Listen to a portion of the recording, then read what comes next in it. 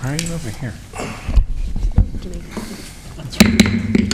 Okay, I'd like to call to order this meeting of the First Five Sacramento Commission for Monday, February 6, 2017. Madam Clerk, will you please call the roll and establish a quorum?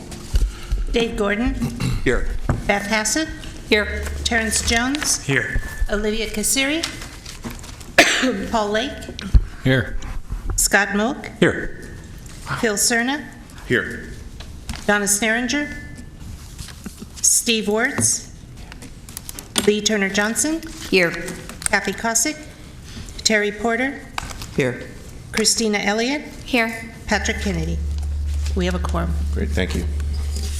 This meeting of the First Five Sacramento Commission is cablecast live on Metro Cable 14, the local government affairs channel on the Comcast Consolidated Communications and AT&T Uverse cable systems. This meeting is closed captioned and webcast at www.sacmetrocable.tv. Today's meeting will be repeated Wednesday, February 8th at 6 p.m. on Channel 14. Members of the audience wishing to address the board may sign a request slip at the kiosk located in the back of the room. Please bring that slip to the staff member seated behind me, and please speak into the microphone when addressing the board and state your name for the record. If you have any electronic devices, please put them on silence now or turn them off. Thank you. Great, thank you very much. Aaron Murray, will you please do us the honor of leading us in the pledge today, please? To the flag of the United States of America and to the republic for which it stands, one nation, under God, indivisible, with liberty and justice for all. Okay, thank you. I noticed there are some folks here in chambers with us this afternoon. Welcome. Again, as a reminder, if you wish to address this commission, you're certainly welcome to do so. We have speaker slips located, I think, near the lectern and also the back of chambers. Please complete those forms. If you wish to address us, give it to our clerk, and you'll be called in the order I received them. You're also welcome to address this commission on any item that is not posted on our agenda. And we do have a 3-minute limit so that everyone has a chance to address us if they so choose. So with that, our first item, please. Item 1, approve December 5th, 2016 draft action summary. Okay, any questions from commissioners? Not entertain a motion?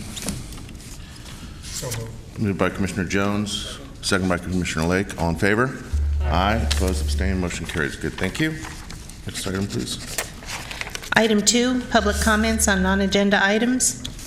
Okay, as was just noted, you're welcome to address this commission on any item not on the agenda. I don't see anyone approaching the lectern, nor do I have speaker slips, so we will move on to the next item, please.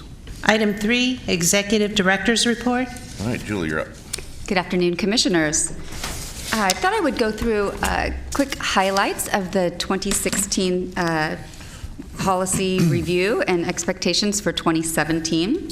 As you know, 2016 was a pretty good year for First Five and for children and families.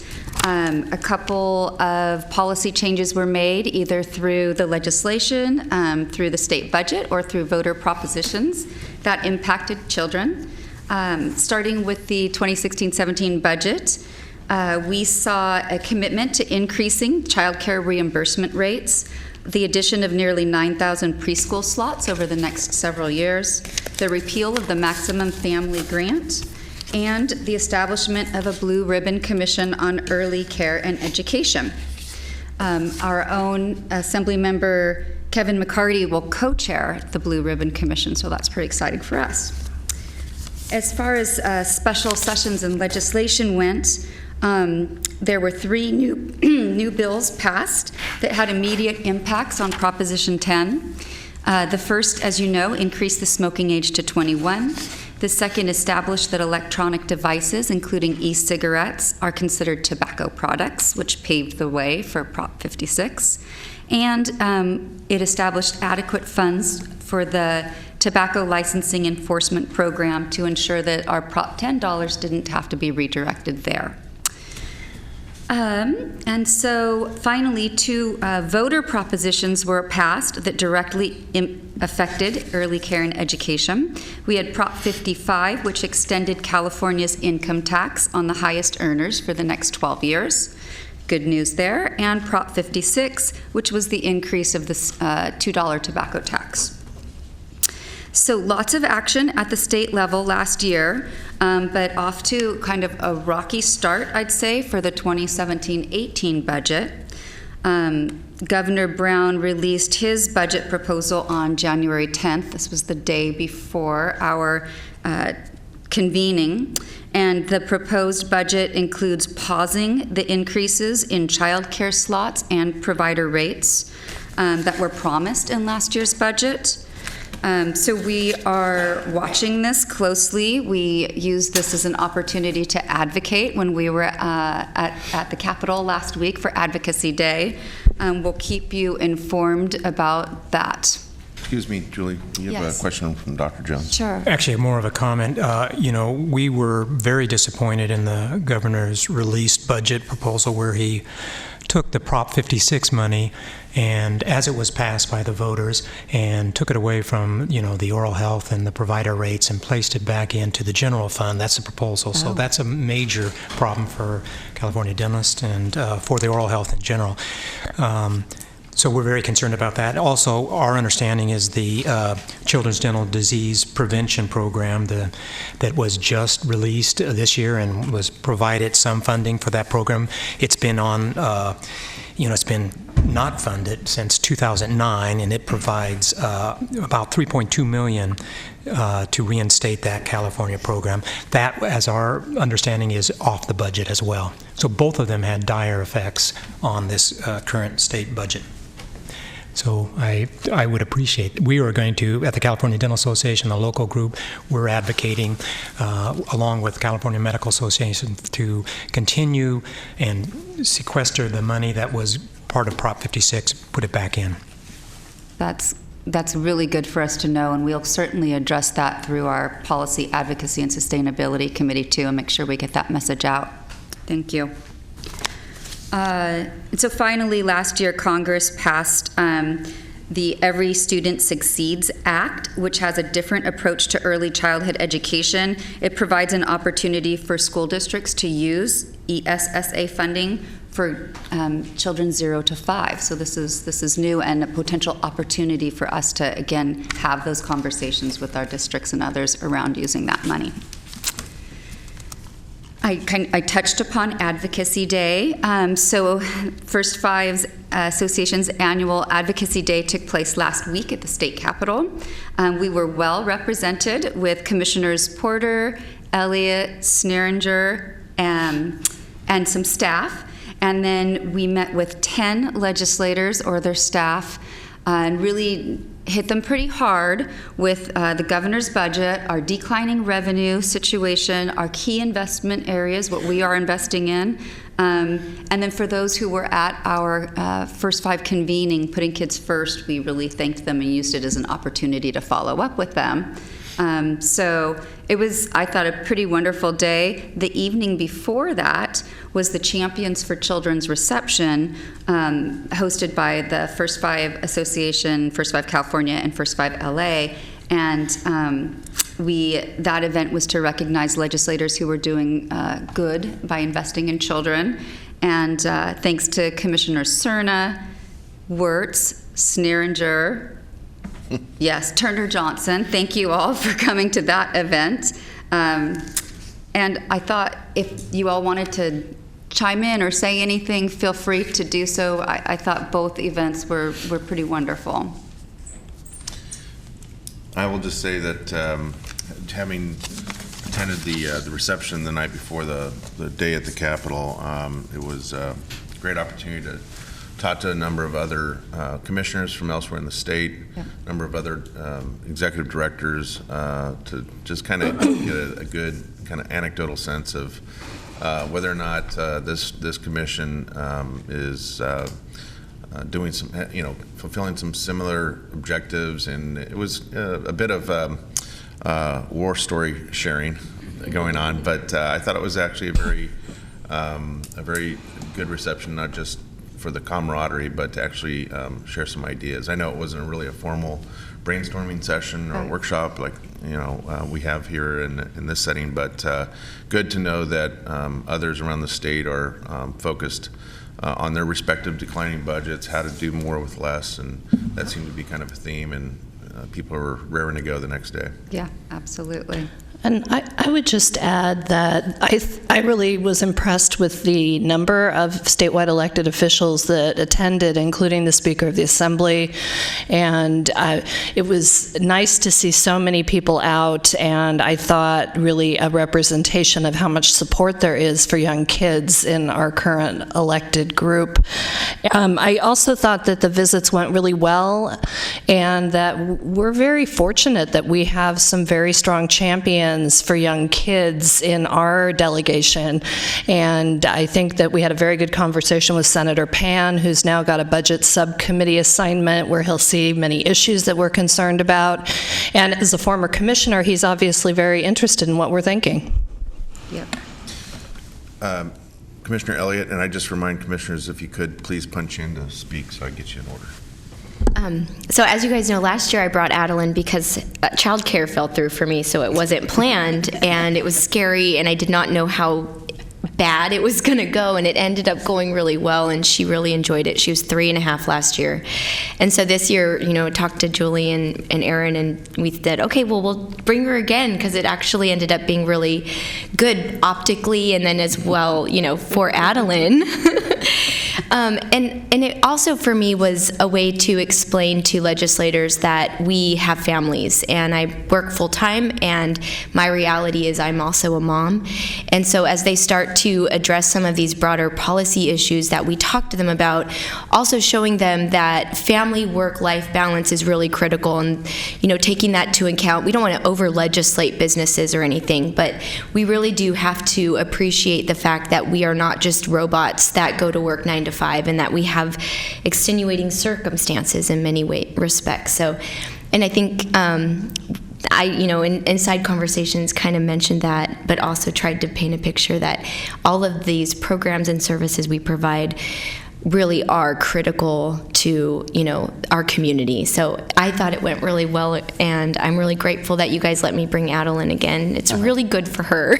So thank you. She's our secret weapon. They loved her. Commissioner Porter? Yeah, again, I echo what has already been said, but also want to add that everybody was really engaged. We are lucky. They were very, very engaged. Children and family are important to them. It wasn't I've been in other places where it's, an obligatory listen. It didn't feel that way. They were very much engaged and wanted to know what they could do to help. We also offered, for them to come, invited them to come and to actually see the investments in their area, and they're very interested in that. So it was very, very well received and very good, a very good investment of our time. Thank you. Okay, just a couple more things to highlight on. I made my ED report a little longer this time because we didn't have a lot to cover in the agenda. Moving on to local things, as you know, we had our Putting Kids First, a First Five convening on January 11th. The event opened and closed with the leadership of Commissioner Cerna, sort of setting the stage and providing next steps. Commissioner Moak did a fantastic job of emceeing this event for us. Really, everybody laugh at that. You MC? spectacular. That's not what that was. Okay. We had 4 elected officials. Our assembly members came, Cooper, Cooley, and McCarty, and then we had a staffer for Senator Pan's office. But we had the right people in the audience. We had our local elected officials. We had a good turnout from our Board of Supervisors. We had school board members, some Sacramento City Council representatives, the executive or the department heads from many of our Sacramento County departments. It was just a really great turnout and a really great opportunity to talk to them about what First Five is doing, the importance of investing early, and really our need to start these conversations about what we're going to do with our fiscal cliff and how we can partner in the future. So we had over 125 participants were there. It was really a full house, and very nice, and thank you so much for all of you for coming and helping us plan it. The Sustainability Committee helped us plan this, but I really appreciate it. I thought it was a great start. And certainly I want to make sure I thank our staff, you, Julie, and Aaron especially, and others that were doing the best you can in some instances to mitigate the possibility of the event going a little sideways with some technical difficulties. Yes. But that happens, and it was, I think, a very successful event, thanks to your help and all the planning that you just mentioned that went into the event. I think it hopefully will be one of several convenings we continue to have in the community to ensure that we don't lose sight of what is not just the charge of this commission, but I would argue of all local government, our nonprofit community, private enterprise here in our county and in our region to collectively ensure that the next future generation of Sacramentans, and I think did a great job with the video emphasizing that that's exactly what we're talking about. The kids 0 to 5 in our community are going to be our next leaders, our next physicians, our next scientists, and we really do have a need to collectively invest in them. And I can kind of feel like there's a lot more people, agencies, organizations standing behind First Five these days. Great. Mr. Moak. Thanks. I too want to echo, it was pretty impressive to see you guys rally so quickly to make something of that magnitude so meaningful for all those people. I felt like everybody coming out of that event was very moved by what they heard and how they feel like maybe now they can think about things in a different way or get involved in a different way and take some leadership and ownership of some of the direction that's possible. I would say, one thing I heard from people both kind of towards the end or at the end afterwards and then since has just been like build on that momentum and like stay on it. And so I feel like even like potentially I might suggest that as part of your monthly overview of what you provide, maybe if we could just segment out what the steps are that are kind of that have happened, are set to happen, just so we can really keep it top of mind. Because I feel like, I know Donna and others are steeped within the policy conference kind of concept where you're bringing people together and urging for change in one way or another. But I feel like that was an impressive room. I mean, I echo what Mr. Cerna said, that that was a really impressive group of people, a very broad array of the right people in that room, and so just being able to capitalize on that and take advantage of next steps, I feel like keeping it in front of people's minds is going to be our key. Yes, I already had traction on some of this, thanks to Commissioner Gordon. Commissioner Gordon was one of our presenters, talking a little bit about LCF, local control funding formula. A couple of the supervisors, superintendents have already expressed some interest in discussions, and their school readiness coordinators were able to bring to the district's requests now, and so we're getting closer on this, on our ability to have this conversation where when we step in and say, let's use some of that funding for early learning and let's redirect or reprioritize, it's definitely not coming from left field. They've heard the message, and there seems to be a little bit of opening, and I give a lot of kudos to Commissioner Gordon for setting that in motion. He was great, and his presentation was spot on. So. Yes. Thank you. Okay. In other news, the River Oaks Center for Children, the Family Resource Center, switched locations. They're now up and running in the Fruit Ridge Community Collaborative, and they had a wonderful grand opening last week. Commissioner Cerna cutting the ribbon on the ground. Trying to cut the ribbon. You tried to cut the ribbon. Yeah, those darn scissors weren't very sharp. So. They were fake scissors. It was a problem, but... there was a lot of photo opportunity because it took so long to cut the ribbon. Right. There were a lot of photos. But so thank you for leading that effort. I think they're in a great place. It was a perfect location for them. And if any of you get a chance to go out and visit, I would really recommend you do so and see what that looks like in operation. Yep. Finally, almost, we have a commission staffing update. You'll notice that this is not Kim Kenzer sitting up here for the first time in about 10 years. We've been joined by Eric Harold. He is an Administrative Services Officer Level 3 and is new to the commission, but not new to the county. He's been with the county for about 16 years and 22 years. Don't get that wrong. Okay, so we stole him away from Dr. Cassirier, and we thank her for him very much. It's still a sore subject, right on but Glad to share. Okay, thank you. Two last things. In a budget update, just wanted to let you know we are working on streamlining the commission operations. Those on the financial Planning Committee will tell you that we've moved from 6 meetings a year down to, or from 6 meetings a year down to 4 meetings a year. And the commissioners, you will see our budget twice per year instead of 3 times a year. You'll get the recommended budget in May and a final approved budget in August. We're eliminating the February review section. It just seemed like it was a little bit too redundant. So, working toward efficiency there, and our 2017 long-range calendar is attached to the back of your packet. And I'm going to let Erin talk briefly on communications. Good afternoon, Commissioners. What debuted at the First Five convening was the future of the First Five Sacramento video. Now, it wasn't debuted in its entirety, but it will be today, and for those that you haven't seen it, you'll see that this video was developed with Sagent, and it was narrated by Supervisor Cerna, and it embraces what a great place Sacramento County is to live, work, and play, and it talks about the declining First Five revenues. Several local organizations contributed to this footage, which is called B-roll, which puts it all together. It's kind of all streamed together. And I would like to thank Metro Cable for providing that footage, and also the King's Foundation for the aerial shot of the Golden One Center. And at the end of the video, you'll see the play card that just shows the collaboration of all the organizations in Sacramento County that helped put this video together. So please roll the video.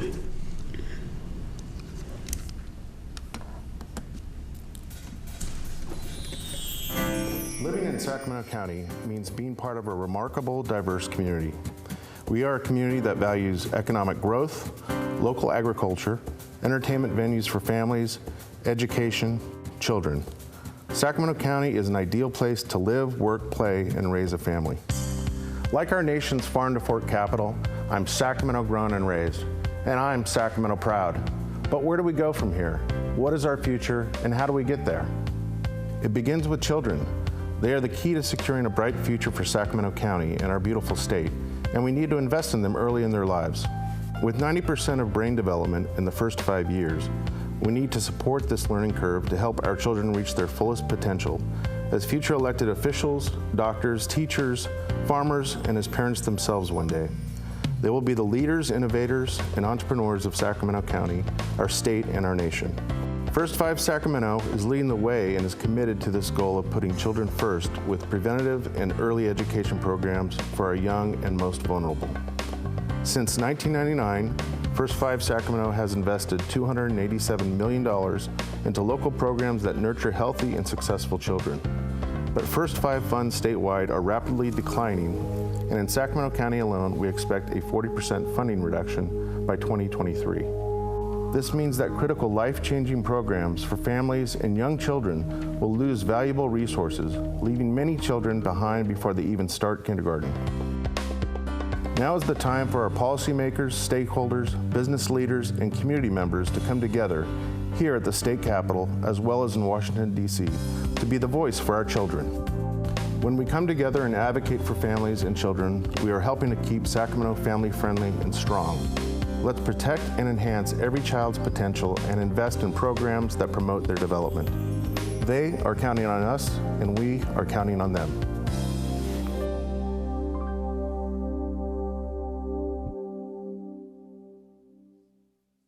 Face for radio. Currently, the video lives on the First Five Sacramento YouTube page, and it is also running on Metro Cable, and it is also on the Sacramento County's YouTube page. And we encourage you to post this video on your organization's social media and share this video.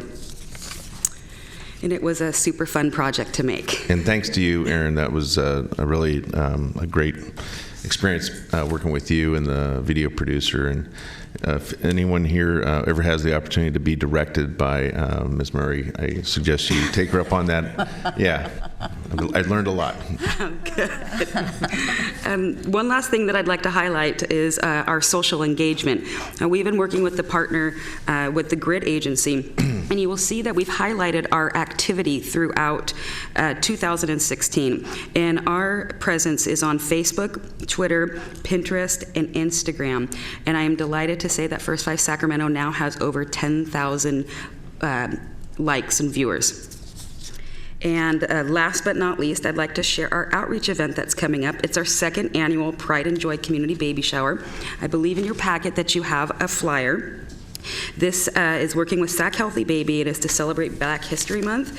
It is on February 25th from 11 to 2 at the Oak Park Community Center, which is a new location for us. And if any of you have attended this before, it is a great community event that targets pregnant or new African American mothers that had a baby within the 6 months. And it's really great to see the families come out. We provide all the resources in the community, along with a lot of giveaways and raffle prizes for them. So it's a really great turnout. I hope to see you there.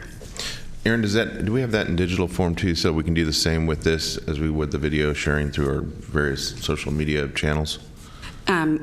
There's a video recap that we have from last year that I've been using to promote it, but we have it in a JPEG, just the flyer itself. Yeah, I think that would be, you want that? Would be helpful for me if I had it in that form. Okay, great. Yeah. And that concludes the communications report. Is there any questions? Mr. Wartz. Thank you. Just a question on the video. It's impressive, and I'm wondering about whether you have thought about going to the traditional TV stations and asking them as either a PSA or as part of a broader story with them. We haven't gone in that direction due to budgetary constraints, but what the video does is help us to work on outreach to follow up with the video in conjunction with the convening to push the message of the declining First Five revenues. But it has been used as a marketing tool. I just don't think that it will get that sort of airtime. It's probably worth the question, though, to some of those stations that give, obviously, that when organizations have some kind of PSA, that, you know, granted, sometimes they play at 2 in the morning, but that's not to say that's not a good time for some of our audience and people who are needing to hear some of that message. The thing I would say about it, though, is it would likely have to be recut because of the length. It would have to be shorter. But it's not a bad idea. I mean, I think it's worth a conversation to many of our, to our local broadcast partners, at least to ask the question. Definitely we'll look into that. For right now, it's airing on our wonderful Metro Cable, Channel 14. Thank you. That concludes our report. Thank you. Any overall questions for Julie, about our executive director's report? Okay, great, thank you. Next item, please. Item 4, First Five Association update with Moira Kenny. Great, thank you. I can Clicker? That does Awesome. work. Good afternoon, everybody. It's fantastic to be here. I feel like I know a lot of you from other settings and from Advocacy Day and the reception. And those of you I haven't had a chance to meet before, thank you for having me here today. First Five Sacramento is an incredibly important commission for all of us in the state, and the work that you have been doing to think about, well, first really communications a few years ago. We started working more closely with Erin, but more recently and more importantly, the work that we've been doing around policy and advocacy engages with you and with Julie so intensely, and I just want to thank you all for taking the steps that you have to think about your future and to set up your Policy, Advocacy, and Sustainability Commission, and I do hope to be working with all of you in the year to come. So I am here today. Not working. I'm not sure what to do. I could be in there. Someone's going to help you here. I could click any one of these buttons. Looks like, there you go. There it is. Okay. And I don't have an intro slide because I was told you have a 10-slide limit, which is really great.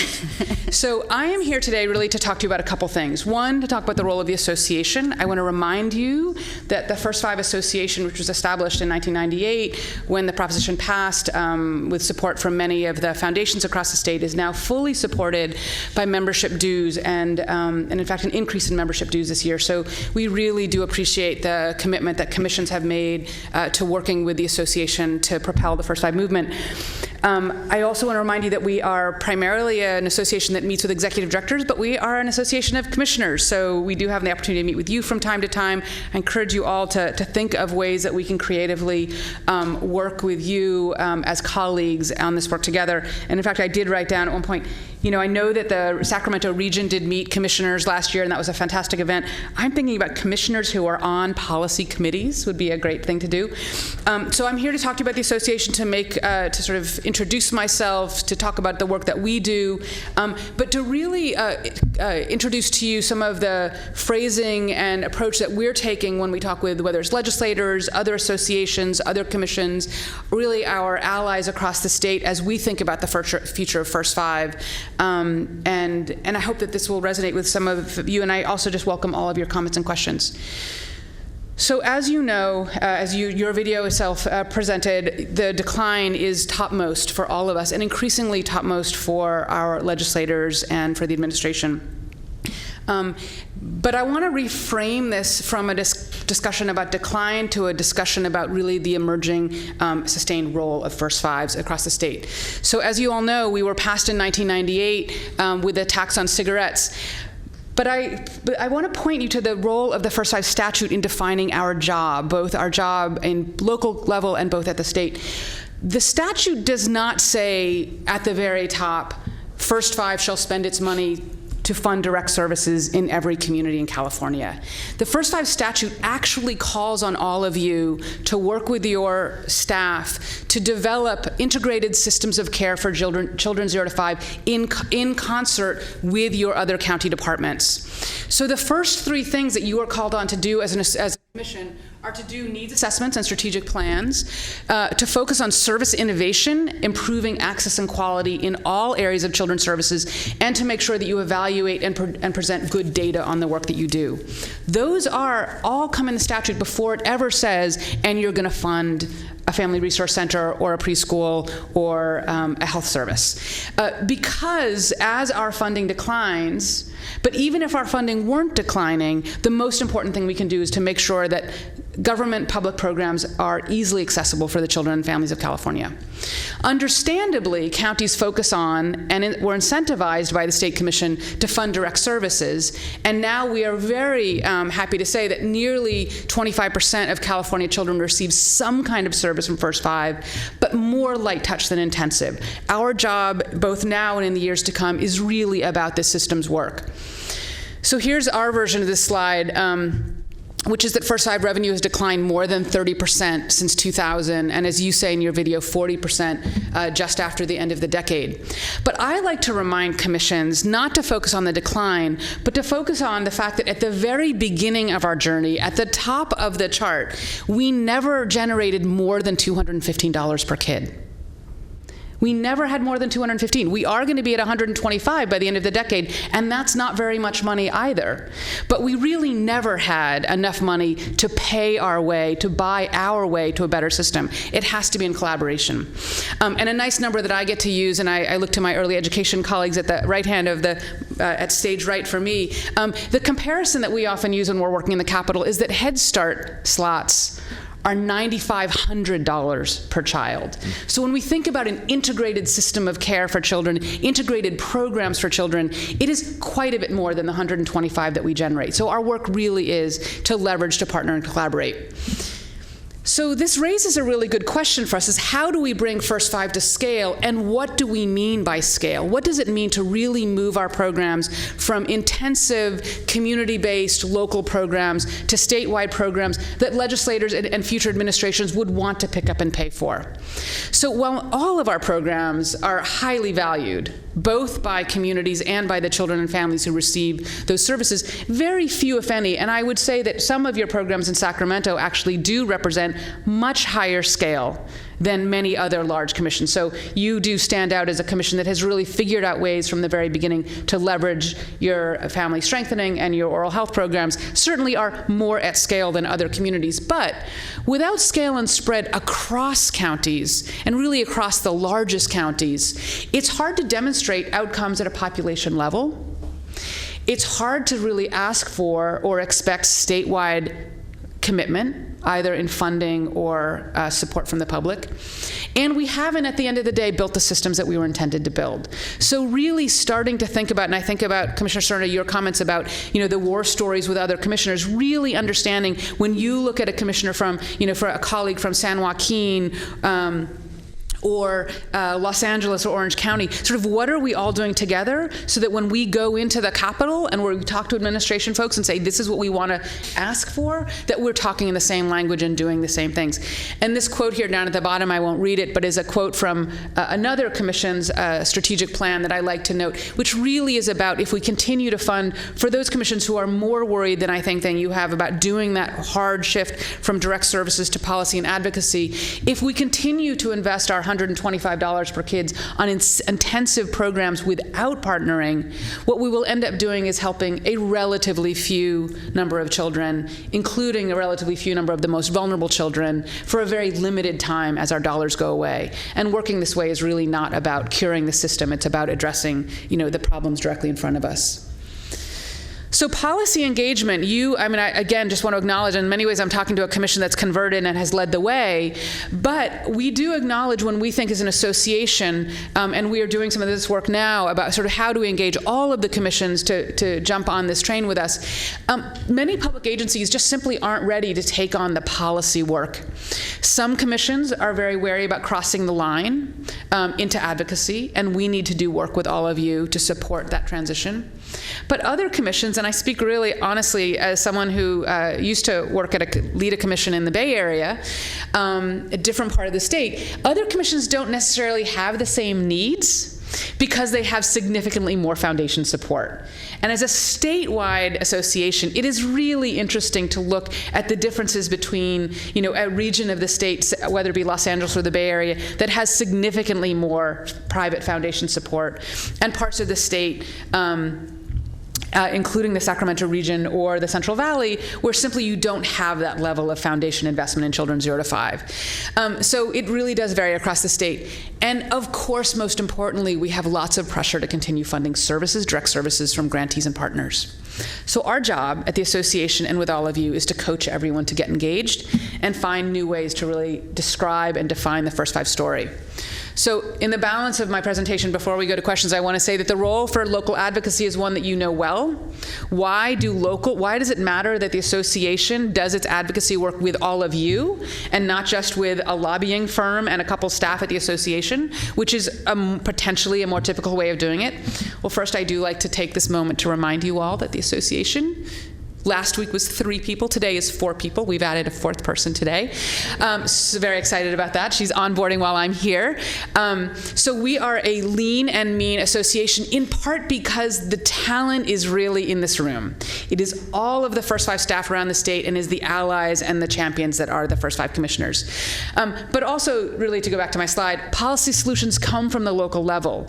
And we'll talk about some examples before I close today. But the kinds of programs that you have innovated here in Sacramento and that other commissions have innovated across the state are the asks, the examples, the solutions that we're going to bring to the state level. We were intended to innovate these new ideas, to come up with more effective, efficient, diverse, collaborative solutions to the problems that children and families face.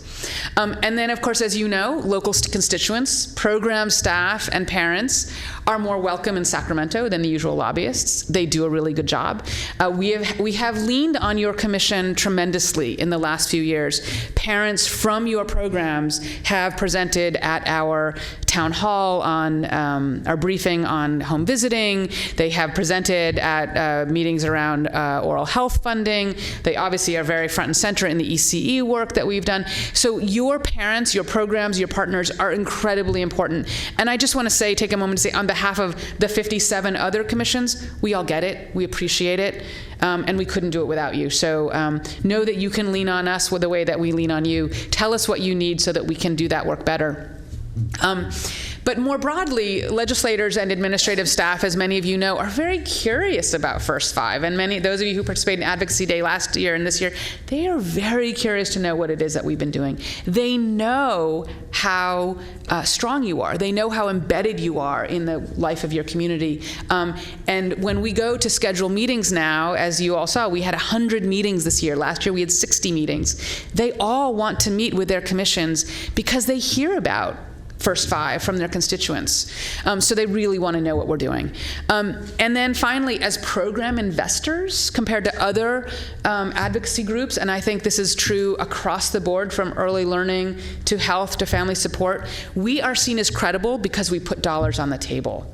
So in things like ECE, where we work so closely with other advocates, we know that they may have a depth of knowledge and program functioning than we do, but we are credible because we put our real dollars out there in front.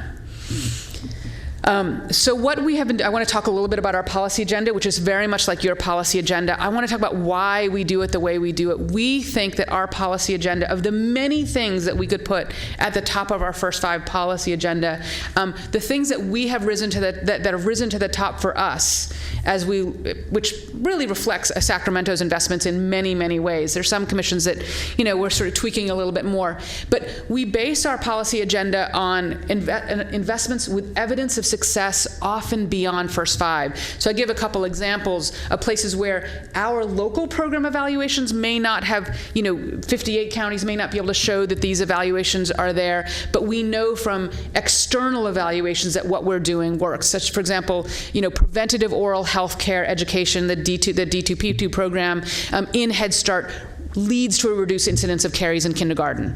That does not have to be a First 5 program. We don't have to show our own program evaluation. We can show it because nationally we know that kind of preventative oral health work reduces incidence of caries in kindergarten.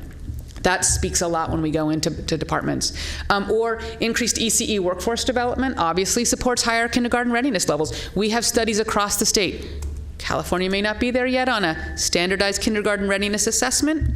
It's okay. We have evidence from across the country that shows that doing those kinds of readiness assessments and tying it back to EC investments shows that we're making a difference. We also have to have a policy agenda that's broad enough, and this is hard for some commissions, broad enough to create coalitions. So my example here is we talk about workforce development, and this is a place where we really have built bridges with the ECE advocacy world. We talk generally around workforce development, not around class trainings, right? And man, do we have to train ourselves better as advocates. We love to talk about Eckers trainings and class trainings and all of these alphabet soups of ECE investment.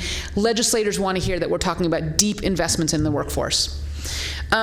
And then, this is probably very true this year for us, we need to balance, and we can because we're first five, we need to balance our systems building investments, the way in which we're growing a system, with direct asks for program investments. So our meetings with Department of Social Services last week were not around, could you fund home visiting? It was, how can we share data better together so we understand what your programs are doing, we understand what our programs are doing. That is, as Director Lightbourne said to us last year, that is, last week, that is working with, that doesn't cost additional dollars to his department or to our departments, but it does help us build the case for a program investment ask we may make in the future years. And finally, of course, we have to understand where the departments are. We have limited resources in every part of the children's services system here in California, and we have to make sure that we are making smart asks that tie our programs to the programs that they care about. And I gave an example on the slide about, the question around childhood trauma. I would like to say that I'm sure this is true for those of you who took meetings last week. It was extraordinary. Every single meeting I took last week, we had last week, they asked about childhood poverty in ways that they certainly didn't 12 months ago. And then, honestly, every one of my meetings I was in, someone asked about the Central Valley. So we need to understand that. There are places where legislators are looking to solve big problems. We don't have the cash to solve their problem, but we do have the expertise to help support them in their efforts. So really tying our work to the work that's top of mind for them in any given year. So I have a few more slides. I hope you won't mind. I think that Erin has, in many ways, and the team here at First Five Sacramento has helped us with this work, but we are reframing our First Five message. And this is about, not talking about the 25% of kids that we serve, or the 100 million kids that have been touched by First Five, knowing that next year that number is going to be smaller and smaller and smaller. And when that is going down, we want to make sure that we're focusing on the things that are getting bigger and better and more statewide. So this one is a little bit of jargony, but I want to just point out there that many of you hear us talk about return on investment, right? Early childhood investments are good because they're a return on investment. We are wary about what we call inside baseball, the Heckman curve. This notion that investing early is just good because it's a higher rate of investment. Two reasons. One is because it's really abstract, because legislators aren't waiting for the return on investment, and sometimes the return is to some other department, not to the department that they're thinking about that day. And it really ignores our most powerful reason for being in the room, which is that we are improving children's lives. So I just actually got an email from a commission over the weekend. Help me understand the difference between the 12% ROI in one case and 7% ROI in another case. And I was like, we just don't go there. This is not about return on investment. This is about children living here in California whose lives, who need our support.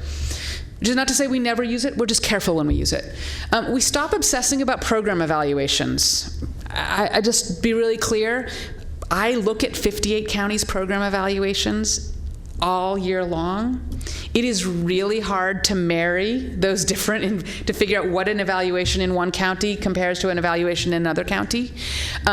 Those big notions of, my First Five program did this is very hard to tell a statewide story. But things like the work that you're doing around results-based accountability, many commissions are coming back to this, understanding that we need to tie our program investments to broader outcomes, and accountability around shared indicators is really important. So much more helpful. I just want to say, as someone who started in First Five as an evaluator many years ago, parent satisfaction surveys, it's just not compelling in the Capitol. But what is compelling are compelling narratives. And so again, I want to give a shout out to the work that your commission has done. We have 2, I hope you've all seen the impact stories. We have 2 in our packet of 15 that are from Sacramento. Your African American infant mortality work and your oral health work, being able to come in and say, here's a story where you invested and we've made a difference in a program or a family's life. Those narratives are the ones that the legislators pull out, put on the desk, and keep, as they put the rest of the folder gets passed off to staff. Those impact stories, those compelling narratives of change really, really matter. So we're doing a lot of that work. We're utilizing our most powerful spokespeople, all of you. It's really important that you do the work that you do. And we are clear about where these disparities have emerged from, that choices have been made. And this is where I say, this is where we do come back to the investment question. Not on the return on investment, but you've chosen to invest in one area and not in early childhood. You've chosen to increase commitments in some other part of the system, not to early childhood. We are really clear with them on this. And then finally, we connect the dots. One more time, we connect the dots to current priorities. So child poverty and third grade reading are two that, again, we hear about all the time from other folks. Okay, I'm going to conclude with some recent policy successes, and this is where I bring it all back to sort of the work that you think you've been doing to the work that we say you've been doing. So you think you've been investing in clinics or oral health programs or CARES Plus or class trainings. What we say is that you've been investing in systems change all along. So I've got 4 quick examples. One, race to the top. Right? When California decided, and I know this was a partnership with your COE, but when the governor agreed to invest in Race to the Top and put in and apply for federal funding, many folks in the early education world and in the administration thought, that's nice, 17 different efforts, they will never get along, it'll just be 17 awesome experiments that will die a natural death. What this county and 15 other counties did was do the really hard work from really day one to saying we were all going to agree. And so that common matrix, which is really sort of that, this very wonky sort of system of thinking how we're going to grade and assess and compare programs, that the fact that they committed to a common matrix led to the statewide investment in in a block grant for preschool programs and in statewide adoption of a QRIS. There is lots more work to do on quality rating and improvement systems. There's lots of ways we can improve that, but we're going to be improving that together. It's huge. On oral health, again, as you all know, the work that First Five has done, and I looked at Commissioner Jones, he's been a great, I see him at the Oral Health Advisory Committee meetings. It's been fantastic to have the leadership of this commission for so long, but what really turned the tide last year was when the state started to look for solutions to what they knew was an oral health crisis. They looked to commissions. They raised up the work that's happening in Sacramento and Orange County and a number of other commissions. And as you'll remember in the Little Hoover Commission, one of my favorite quotes ever, it made me realize the work we do is important work. 2 bright spots in California for children's oral health. It wasn't Dent-A-Cal. Federally qualified health centers and First Five. And that report and that quote alone changed the conversation in Sacramento, in the capital, about what oral health for children should be. And it resulted, as you all know, in First Fives being allowed to apply for the first time as lead agencies for the new 1115 waiver programs, which I think are being announced this week. This is so important. I know it may seem really wonky, but it means that the Department of Healthcare Services now thinks that First Fives can be recipients of federal and state funds. That's huge for us moving forward. Okay, finally, Help Me Grow. You've all made a big sort of shift, and I think you're applying right now to become Help Me Grow County. That's work to improve our early intervention systems. It's moving from programs for early intervention to systems of early intervention. It's going to be really hard work thinking, how do we move the state system from one that's relatively broken to one that's successful? And it was very important that when the California Department of Public Health had to put in its Title V block grant plan last year, they were asked by the feds to figure out what they were going to do on early intervention and to be meaningful and proactive, and they picked the Help Me Grow model because they knew that we had 12 counties ready to go to be part of a change system in California. So those are examples of where we thought we were doing programs, Help Me Grow, oral health clinics, CARES Plus and early care workforce development, but we understand that when 58 counties are doing them together, it's systems change.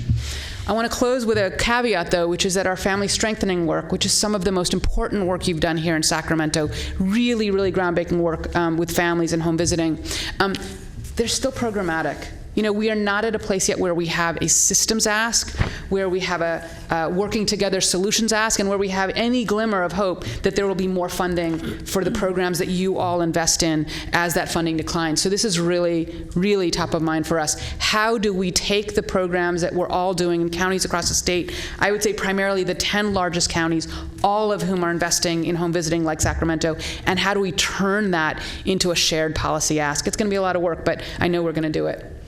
So I'm just going to say finally, summing up, we know that we have to have policy asks. We have to make sure that you all know that you can do this and it's legal to do this, and First Five has a responsibility to do this. We have to make sure our story is compelling and includes families at the table, and we have to have an ask when the time comes, because it might not be this year in a difficult budgetary year and with the threats against ACA looming, but there will be a time in the very near future where we will all be able to stand together and ask for additional funding for our kids, for our children and families in California. So thank you. Thank you, Moira. That was very enlightening. Thank you. I know that there are a few of us that want to comment. I'm going to start, though. In your slides, you had you made note of it a few times in your presentation of the $215 per child figure going down to $125. Yeah. How much of that is actually attributable to population growth? Because there's. Oh, we have had no change. We've had no change in births. Okay. I would suspect that when we hit our 20-year mark in 2 years, we will be basically still with the same number of births that we had since 1998. That being said, we need to do some of this analysis to really help counties understand their projections, especially with the dip that we're all going to take next year. That in some counties like Alameda County, for example, that dip is much faster, much deeper because of the falling birth rate in Alameda County. Right. But you can go down to San Bernardino in the Inland Empire, and their birth rate is totally made up for that difference. So we're at the same number of births, but it has been reallocated across the state. Okay. How much of the agenda of the association has been advanced in conjunction with or in cooperation with CSAC, if at all? Such a great question. So first of all, I think that our relationship with CSAC was incredibly, always been very powerful and important. Most importantly, when First Five was threatened, right? During the years that we were threatened, sort of the first decade of our lives.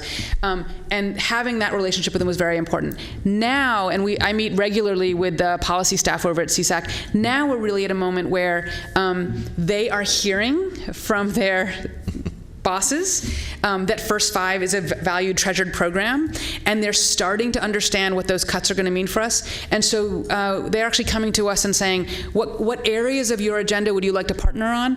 And I would say that what I'm sensing is that there are some areas like early intervention, home visiting, which are areas more of overlap with some of the broader Board of Supervisor agendas across the state. And so I think what we're recognizing is that we at the association have to get our house in order and present CSAC with some really interesting options. So that's one area. The other area, I just want to say, maybe I shouldn't even say it, but obviously new revenues that are flowing.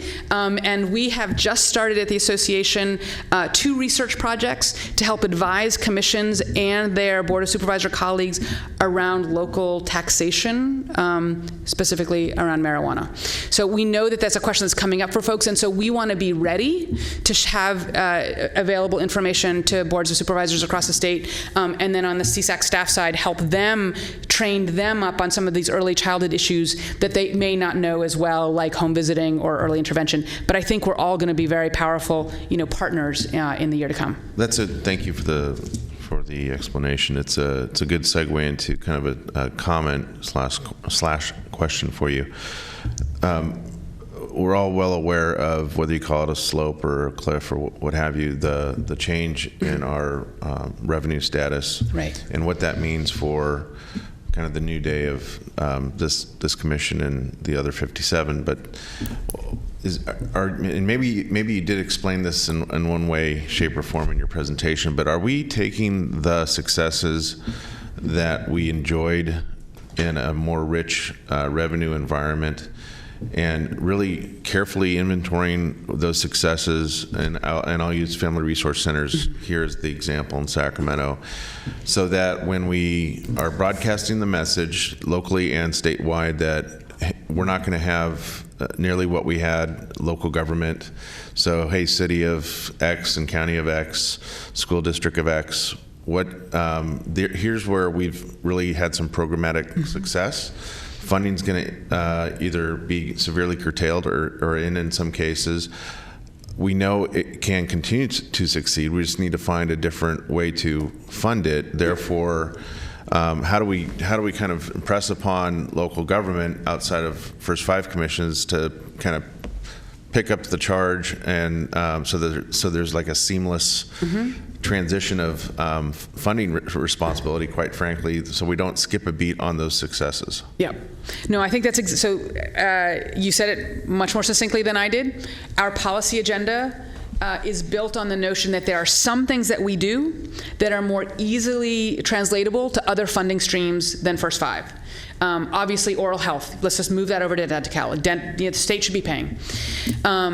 There's a variety. Our things fall into different buckets. But you mentioned FRCs, which is one of those things that I think is the most urgent issue when I work with the first 5 executive directors around the state. I often say that's the last thing we're going to be funding. No one is going to offer to pay for that. It's the most difficult investment to find an alternate payer for. And that's why we have to do the really hard work with the FRC and the family strengthening staff across the state. And I feel like sometimes they don't quite get yet how urgent that need is for them to say, not just I love FRCs, but I love this thing in FRCs. Like, this is the thing. Because as those of you who work in other areas, you don't just say, I want more oral health money. I want reimbursement rates, or I want a prevention program, or I want slots for, increased reimbursement rates for family child care providers. You can't just say, I want more money. And FRCs are a challenge for us because we have yet to make that ask as clear as we could. But there's another thing that you said about who pays in the future. And I'll just say, we don't know yet who's going to pay. We hope that local governments will pick up some of it. LCFF should still be an opportunity for us, as Julie said earlier.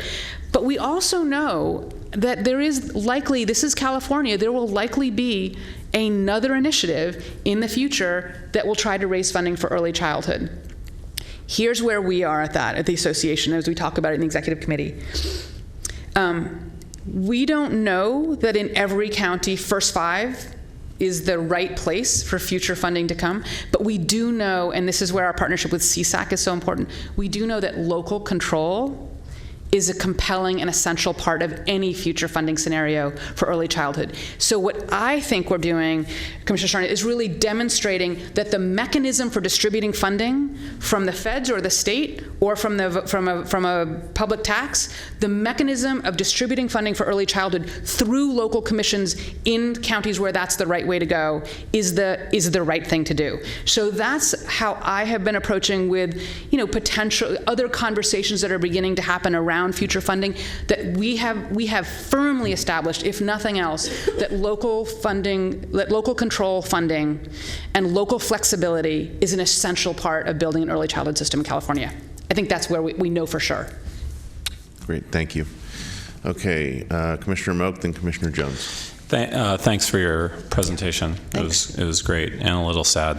And I can't wait for Dr. Wirtz to start in on, when you asked him to stop obsessing about program evaluation, he almost went into cardiac arrest. I don't know if you saw that or not.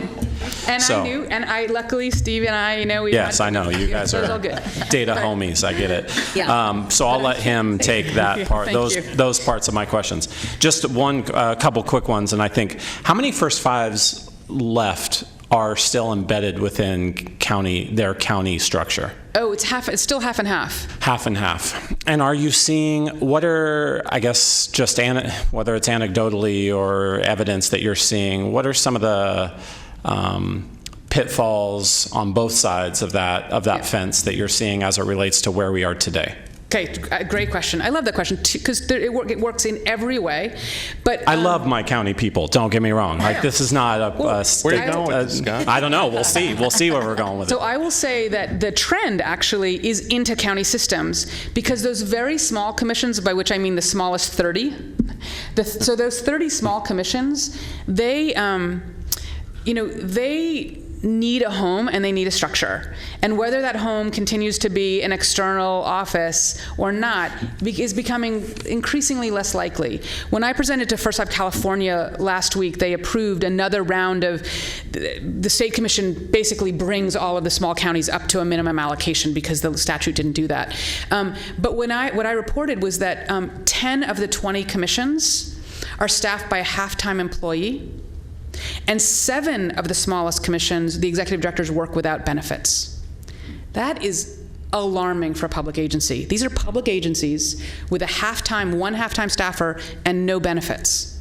So the way to ensure sustainability of an early childhood system, we would argue, is for the county government to feel full ownership of their early childhood system, which they do right now. But as that commission gets smaller and smaller, many are now looking to becoming part of either the County Office of Education or the Department of Health and Human Services.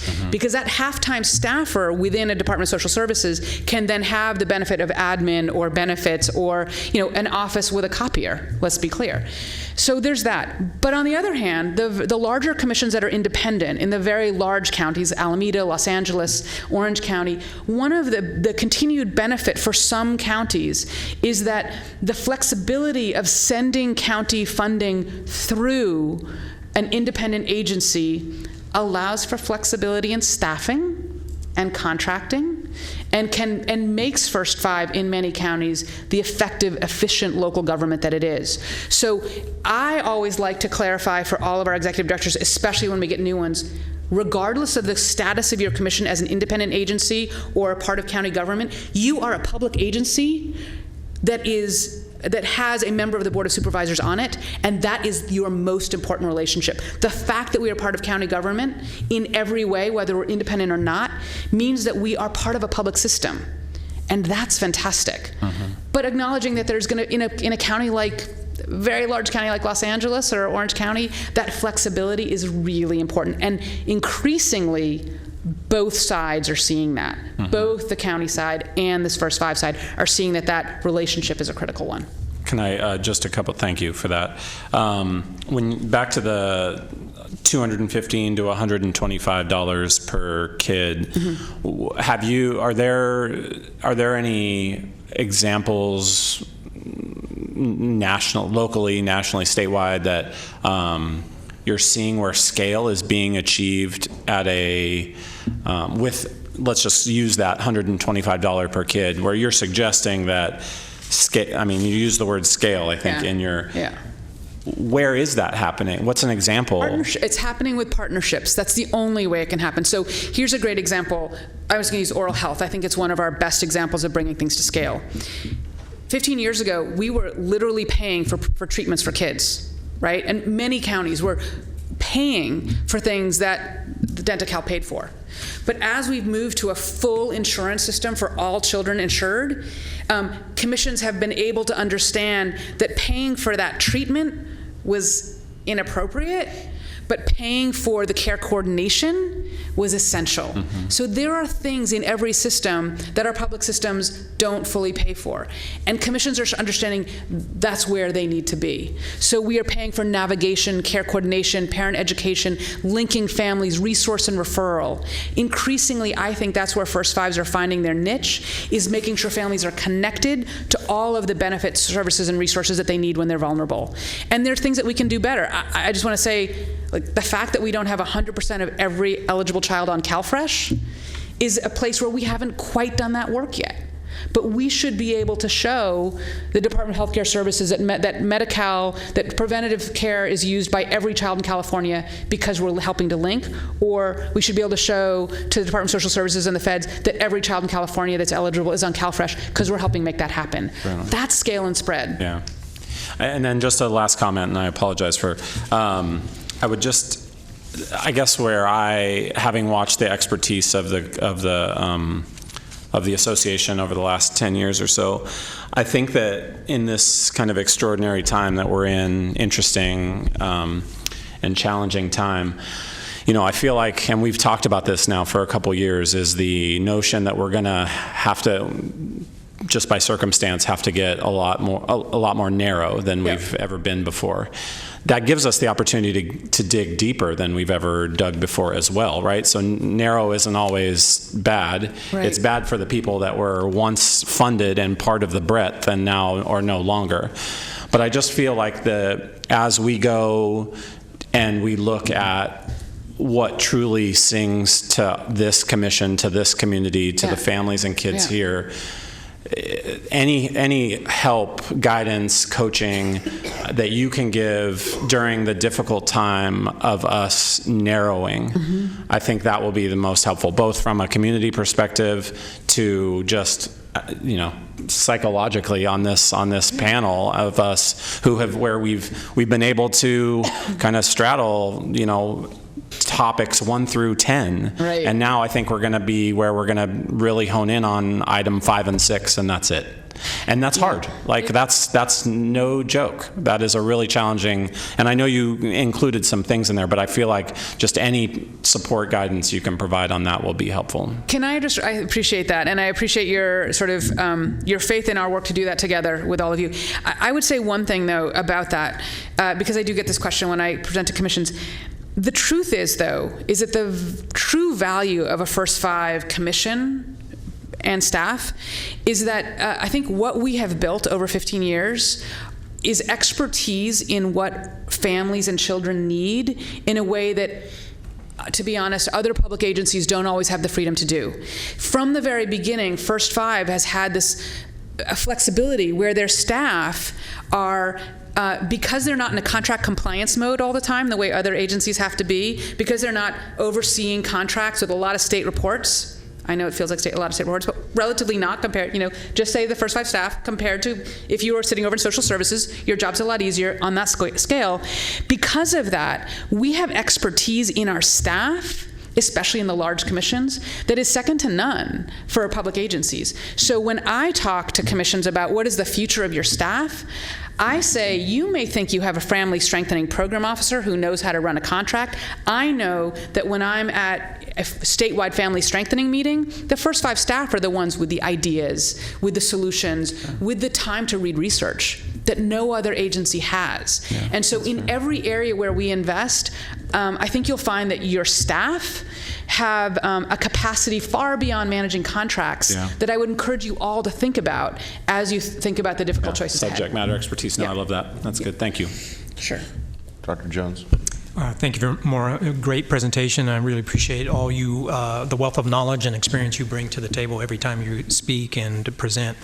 I wanted to go, I don't have a developed argument here, but I want to go back to your notion, which I appreciate, of the local funding and local control, and balance that with this argument that we're bringing to the legislator about systems changes.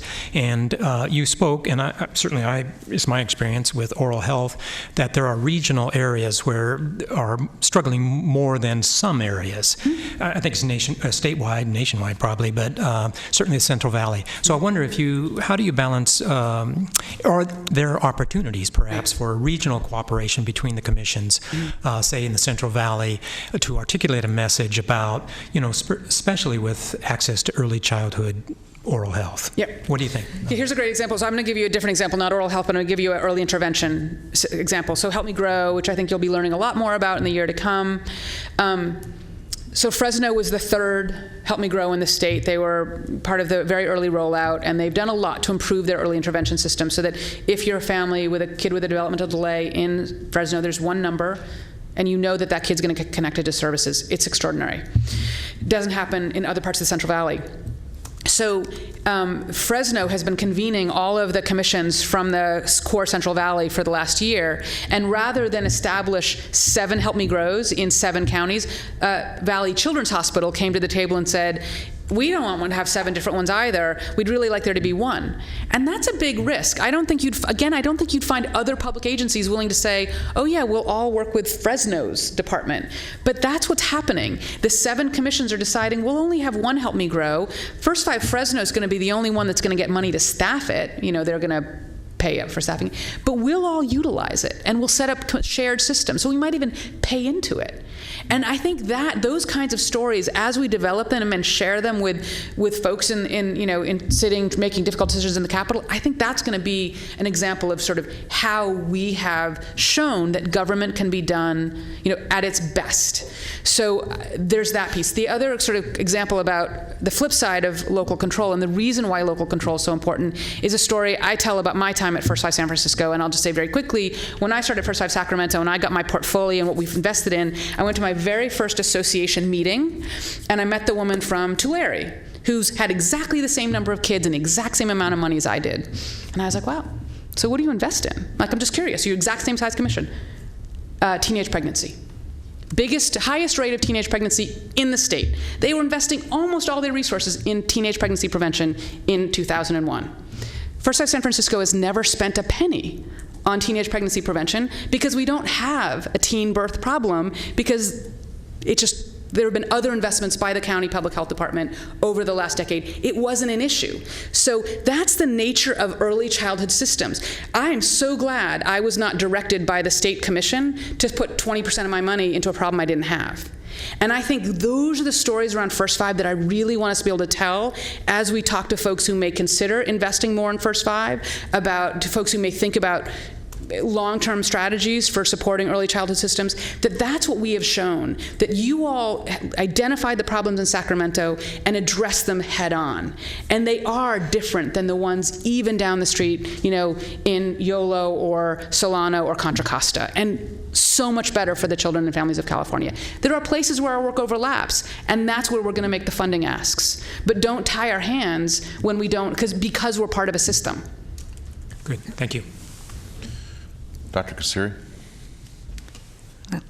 Am I on? Okay. Hi. Hi. Thank you so much for the points that you shared. I really liked your focus on the strategies of partnership and policy, because a lot of times in public health, we find that that's where our strength is, that a lot of the problems that we're trying to address, we don't have all the answers. We definitely don't have all the resources, but when we partner, we're able to do that. And I really like the example you gave for the oral health, because that's a clear example that we've had in Sacramento County, where First 5 has been a leader in bringing together all of the stakeholders to address some of the problems.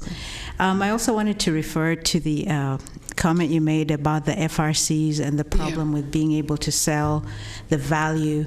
And I noticed that you mentioned very quickly something about the adverse childhood experiences.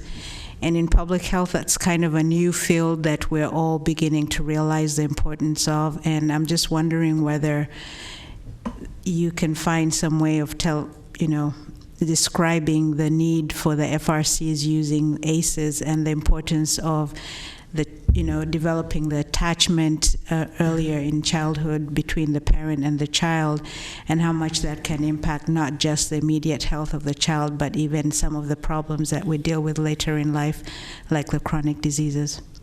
Well, of course, I think you're exactly right. And I will say that the association is working now with a consortium of commissions, a small number of commissions, to develop some new messaging around adverse childhood experiences. I think we're still sorely lacking in the state with messaging that feels good, that focuses on resilience as well as help-seeking behaviors and reducing stigma. I mean, all of those things. It's like all of these threads we've had for so many years, both within the First 5 and the public health context. And we need to figure out how to talk to families about it. We need to figure out how to talk to our providers about it. We need to do more training. And it may well be that there are pieces of the FRC work that we can bring to a funding request.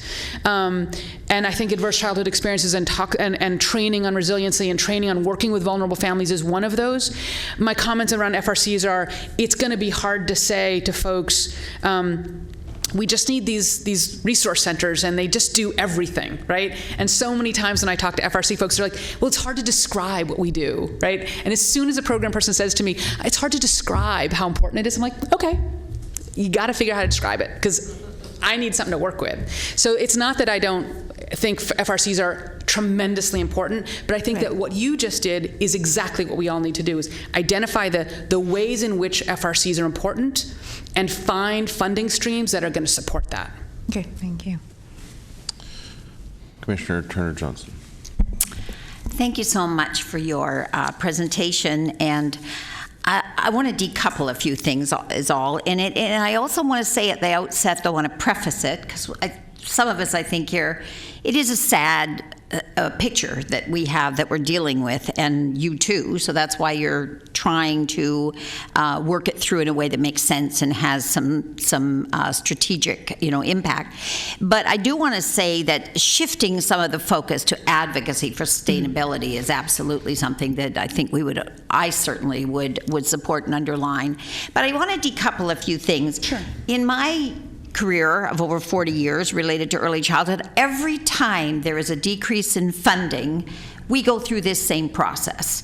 And one of the tenets of that always is that we shift it to who can pay for it, either can, or we think they can, or we give the numbers of how they can, or we pose that perhaps they can. Yeah. And I worry about that. I worry about it in oral health because I've been through many, many years of running programs that had money, specifically Head Start, and we never could get oral health always paid for. We were always shipping it out to dental clinics with students and so on and so forth, begging the Masons and so on and so forth. So I just want to decouple one point there. The thing about Head Start with 9,500, I mean, when you look at that compared to 250, everybody goes, well, But I just want to tell you that they don't begin anywhere in this country to meet the needed population. Now, I know that geographically shifts and all that, but I can tell you just for a little tiny example, in the Bay Area, over, I think, it wasn't all 13 years that I was directing there, but in the Oakland area as the delegate, we did the Early Head Start program. I had 200 infants, toddlers, and pregnant women, and we were serving, and when I started, it was still half day, believe it or not, and so I had 200 half day, and we were not meeting 2% of the need. Right. Now, I don't mean to tell you that those are the statistics today. They're not. There's been a shift, demographic shift and all that, but I am saying that even with 600 and some in the delegate for the Head Start age, we weren't beginning to meet the need. I know that's still true. So even though, yes, wouldn't it be wonderful if we could afford that for every child that was not getting services elsewhere? Of course, it's a rather comprehensive program. But just to sort of throw that out when we don't look at whether that need's being met, we have, I think, here in this county, my perception is that we are funding some direct services to children that just aren't getting it any other way. They wouldn't be getting it from state, they wouldn't be getting it from Head Start because we're partnering in that regard. I mean, partnering and collaboration has always been a very long time strategy here. So another thing I just want to mention is I certainly am one that is a proponent of telling the narrative story. I've always liked qualitative better than putting things in numbers. Mm-hmm. But having run federal programs out of tax base and state, I know that we have to be accountable. We can't just say it was wonderful because the mother said the children have gone on X number of years in a longitudinal study. We have to be accountable. So the thing about it is that I remember with the federal programs, I'll just make one more comment about the federal programs, is that Helen Taylor was the head of Head Start, the program under HHSO. You knew her, a wonderful woman. And I can remember being a young director back there and her just pounding the table because she'd just come back from Congress and they had told her with the Comprehensive Child Development Program, which was the precursor to Early Head Start, there was not enough statistical information in the qualitative storytelling we were giving out of CCDP, which was innovative, and they were using in the bureaucracy a way to fight us in a former administration to not fund it. We almost didn't get Early Head Start through. So you just have to be careful a little bit with that, depending on where we're going with that, even though I support it. But I'm also savvy enough to know that it doesn't always get us money. People can play with us. I totally agree. In case Commissioner Wirtz is next up, I just want to say this is what I think. I'm sure he's going to comment on this. This is what I think about it. I'm certain of it. You're Let me. I'm sorry. Yes. I just want to get back to saying that I'm so delighted that you are talking about concentrating on child poverty, which of course with the social determinants of health means everything, every single part of our living, and on top of it, third grade reading, of course. I guess in essence, what I really want to say, I had so many notes when you were talking, I just kept writing things everywhere. you know, one last thing is that, with the entitlement of Head Start, which does pick up a lot, I wouldn't want to bet. It's been challenged before, and I wouldn't want to bet that it's not going to be challenged again in the current administration. So I just want to add that fact to what we're talking about, okay? Because it is one of the biggies. We can go, get them in Head Start. Well, we don't know. Right. Or we don't know it won't be cut, because that's happened too. Yep. So, I loved your issue of merging. I mean, we all tend to work in silos. I don't care what domain you're in. It's just what it is. But one thing I found out, and I speak as one of them, is that we EEC people, when there's money out there, we fight for it. We compete with one another, and we don't think about merging in the same way of sharing the funds either. So I take some guilt, or at least I'm part of that guilt, and doing that in a much more collaborative way, as Donna Shalala used to say, with medical homes and all, is a huge way of being more efficient. I guess my real final thoughts are that to think about taking away completely, I know you have to repackage your message. The only hope is to repackage, but it's got to be transitional. And that's, I know, the way we've been talking as a commission is even with the cliff. We're not talking about tomorrow suddenly doing everything differently. There's been a lot of wonderful work done here, and I would hate to see us just simply stop. I know I've got more notes, but I'm going to look at them. Well, I would love to sit down with you, because I just want to say one thing. First, I wasn't meaning to suggest we needed the Head Start slots. What I meant to say is, we get asked all the time, how much money do you need? I mean, I get asked that question all the time. Legislators, administration folks. So how much money does First Five need? And I used to be like, I have no idea. I've never totaled it up. More than we have. Sure. But 9,500 is kind of a good number, because it suggests, well, look at all the things you get. That's pretty much a lot of things. I wouldn't mind having that many things for our most vulnerable kids. But let me just say, I want to say one thing about the indicators, because I really want to be clear about the difference between program evaluation and indicators. And I'm sorry, I know I'm taking a ton of time, but I do want to say this. We have 40 commissions that invest in family resource centers or family strengthening. 40 of them. Only 4 of them, Sacramento being one of them, so I feel like I can say this to all of you, only 4 of them say reducing abuse and neglect is one of their goals.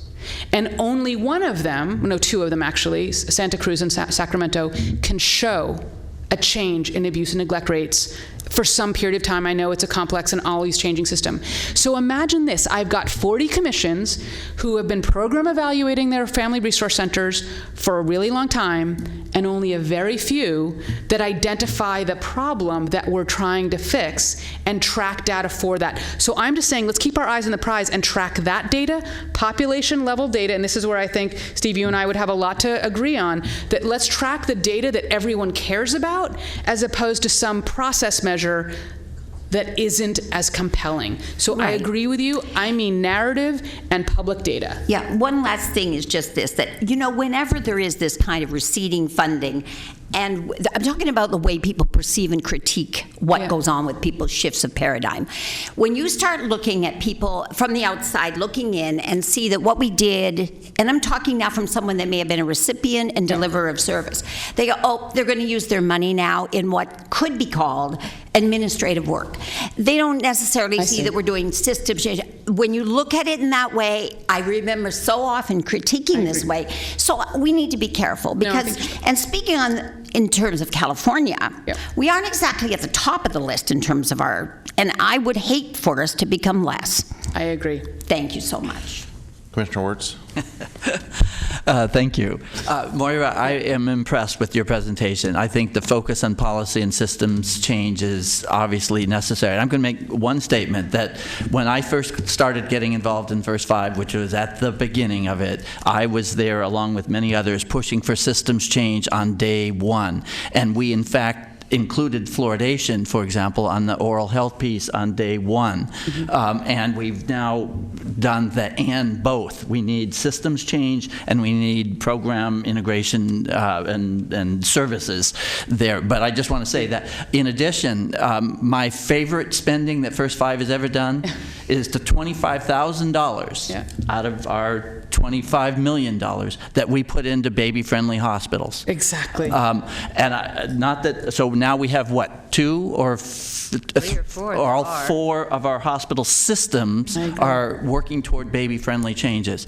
And that was, I pushed and shoved and argued for that 25,000. And so I just want to say that's I'm a public health person first and foremost, and we know that you make changes across the system, and if you don't make policy changes and if you don't make systems changes, it's hard pressed. You're always going to be pulling people out of the stream and never moving upstream is our metaphor. So I want to applaud you and just want to work with you, and our sustainability committee can learn much from you and vice versa as they go forward. So I wanted to stress that.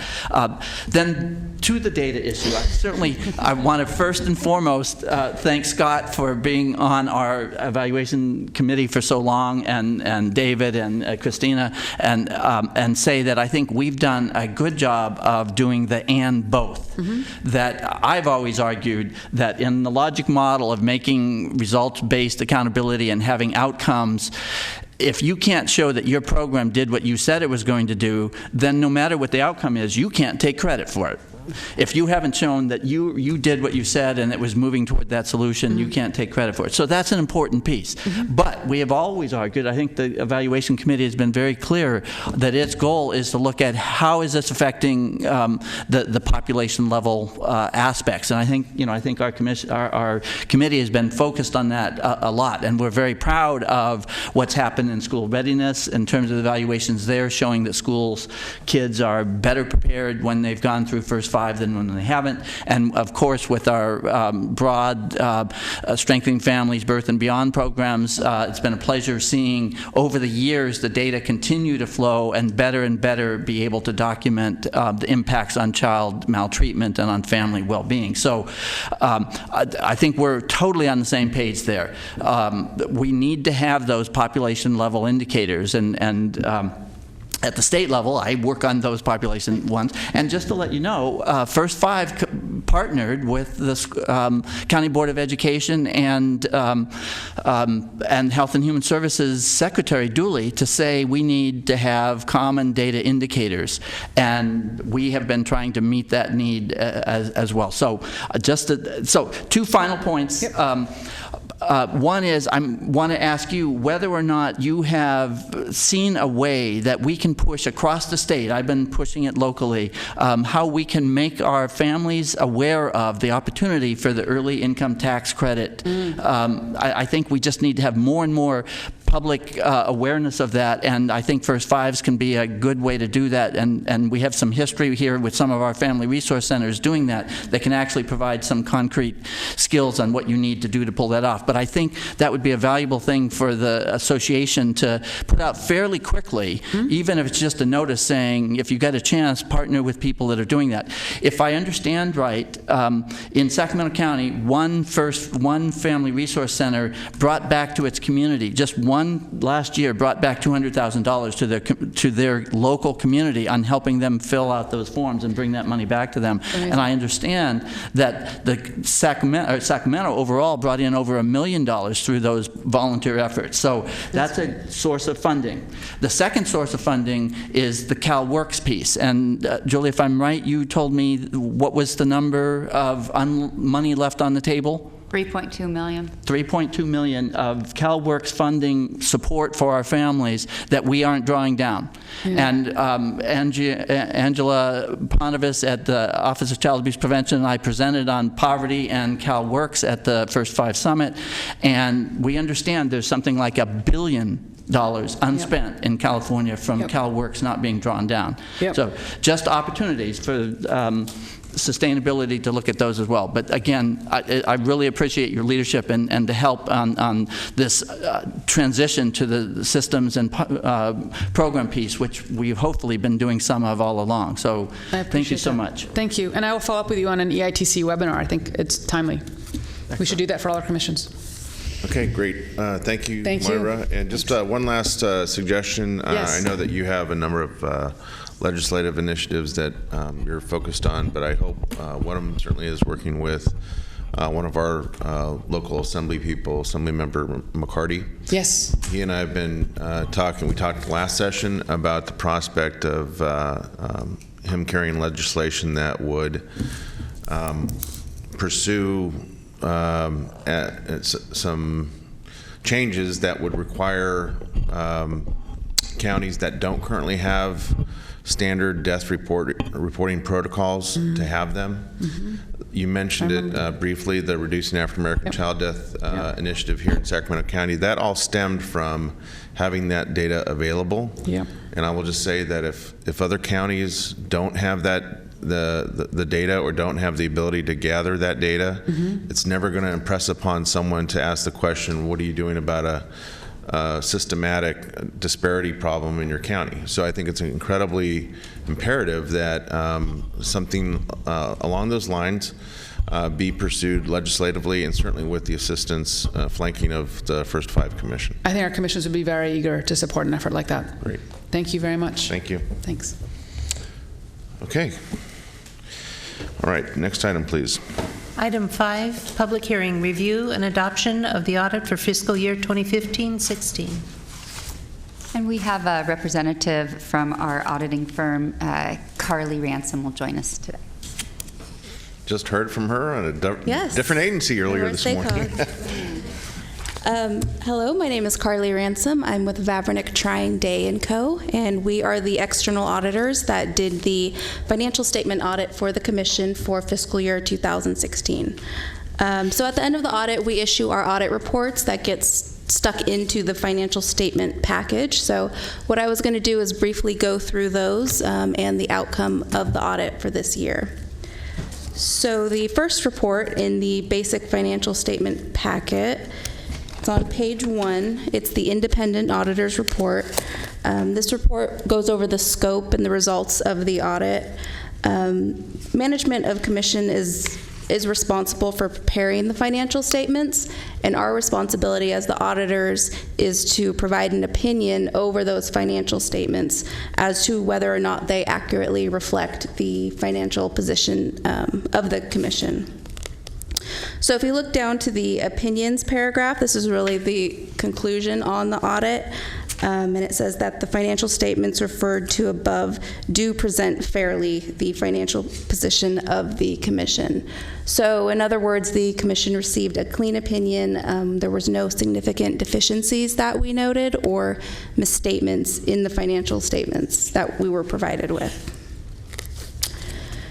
If you turn to the back on page 29, as a part of government auditing standards, we're required when we do an audit to get an understanding of the internal controls in place at the Commission.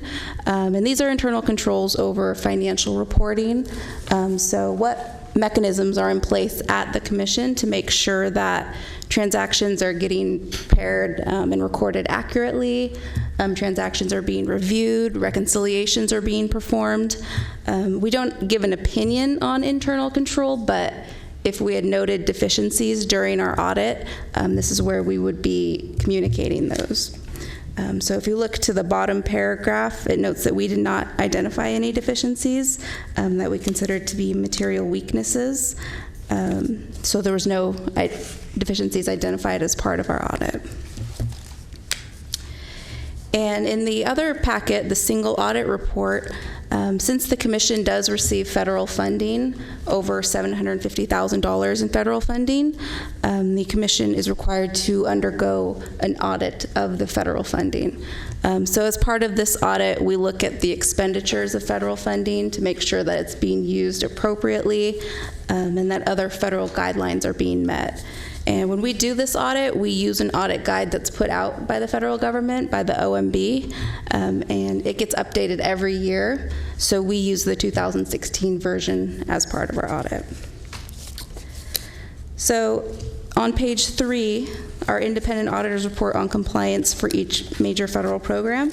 If you look to the bottom, the opinion on each major federal program, we noted that the Commission complied in all material respects with the federal compliance requirements that are or is related to this funding. So as a result of our audit, we did not note any deficiencies or anything that needs to be continued or communicated. We want to thank Julie and her staff for all your help in providing everything that we needed for the audit. And we look forward to working with you again. Okay, any questions? Okay, great, thank you. This is a public hearing item. It's the public's opportunity to address this commission on the review and adoption of the audit for fiscal year 2015-16. Seeing no one at the podium, ask for a vote. Let's do a roll call vote. Is there a motion? So moved. Moved by Commissioner Jones. Second by Commissioner Gordon. Roll call vote, please. Oh, Mr. Wartz. I'm sorry, this technicality for me. Is there, can I just get confirmation that the Finance Committee reviewed and is in line with this? Yes, this went through Financial Planning Committee, and they did review it and approve it. Thank you. Sure. Okay, there is a motion on the floor with a second. Roll call vote, please. Dave Gordon? Aye. Beth Hassett? Aye. Terrence Jones? Aye. Olivia Kasiri? Aye. Paul Lake? Aye. Scott Moe? Aye. Phil Cerna? Aye. Motion passed. Very good, thank you. Next item, please. Item 6, approve funding to support contractors during a Medi-Cal administrative activities feasibility study. All right. Staff and the Financial Planning Committee are recommending that the Commission approve the expansion of our current MAW program to conduct a 15-month feasibility study that would require some additional contracts, but that would result in perhaps bringing in as much as $500,000 to the Commission in leveraged MAW dollars. The Commission currently generates about $1 million per year in MAW revenue. $800,000 comes through our Birth and Beyond programs, and then the remaining $200,000 comes through staff time studying and being able to draw down MAW through First Five Commission. As you know, beginning in our new strategic plan on July 1st of 2018, the Commission expects to reduce its annual expenses by about 20%. And as a result of this decrease in available funding for the next strategic plan, leveraging and sustainability have become key important factors.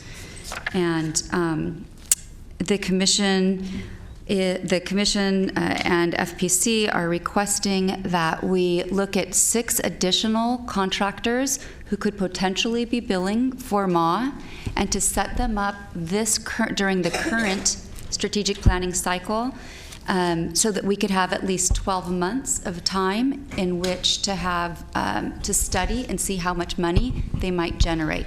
We would have a full 4 quarters worth of data, and we would actually be drawing down money during this next fiscal year. Excuse me, Joe, I need to interrupt. I believe our attorney needs to make a statement about potential conflicts here. I believe there are several potential conflicts of interest with this item, and that it would be appropriate to announce those at this point. Okay. I'm very sorry. So if you have a conflict, if you could please state your conflict and step away from the dais. Commissioner Gordon, I think you need to state the conflict before you... Oh, I can say. No, you need to state what the conflict is. Oh. Oh. Yes, my agency, the Sacramento County Office of Education, is the recipient of some of these funds. Okay, very good. Any others? Paul Lake and... I'm advised by counsel that I also have a conflict of interest. Okay.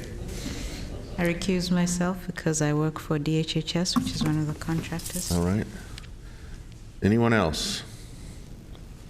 I apologize, Commissioners. I didn't think ahead to look at that, but... You were trying. Oh, yeah. Thank you. Okay.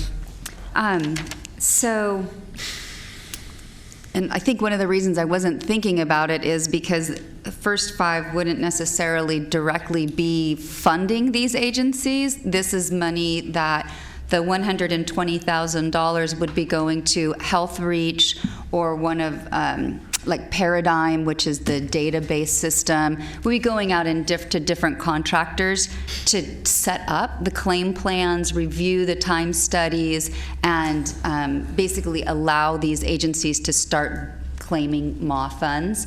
But what it could mean for the next strategic plan is that these 6 agencies may indeed receive less of a cut from us, because if we were going to say, if they had a $50,000 contract for next year and we look and it looks like they're able to draw down $20,000 worth of MAW, then they could receive the $20,000 of their MAW money, which would reduce the amount of the cut that they would take from us for the next strategic plan. So again, this isn't talking about contracts with these agencies for the current year to draw down money. Whatever money is drawn down this year would essentially be held by First Five, and then we would use it to offset cuts for the next strategic plan period. Commissioner Sneeringer? So just to clarify, it would add to your total dollars that you could then allocate. Correct. By $500,000 is what Health Reach is estimating right now. But before we set up the contracts and do all of that, we wanted to see how much this would cost the commission and we think it's between $10,000 and $20,000 per agency to set them up, and then the reality of how much they would actually be drawing down. Okay, thank you. Commissioner Moak? Yeah, I mean, I think my question was going to be the same. Just so spending $120,000 to net 500 is, I'll take that any day. Sure. I just also, this should also be a moment where we plug the organizations that have been doing MAW and growing money for us and for themselves and for this cause for a decade or more. Yep. Because it is no joke. For anyone that's been involved in a MAW time study, it is excruciating. And so kudos to those who are willing to do that. I guess when they gave you the estimate of $500,000, was that their ceiling? Was that their base? Or was that somewhere in the middle? I think it's somewhere in the middle. They said roughly WIC could potentially bring in $150,000 a year in MAW funding. The Smile Keepers program, the same. So that's a significant chunk of change.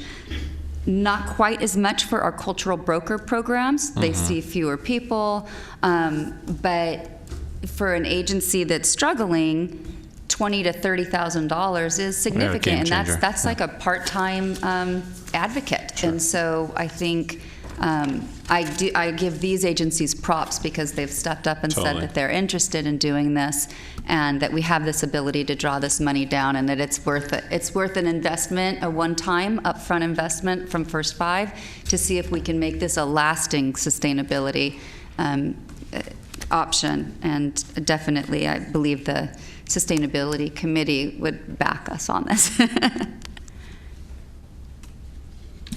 Okay. Any other comments? Okay. No, sir. Commissioner Jones? I welcome this. I think this is a great opportunity to, provide more funds available to the community, to our families, to our children. It is a 15-month feasibility study, and I think that's a great idea. If it doesn't work, we can, tweak it, make sure we understand some of the concerns of the providers, and make sure we address it.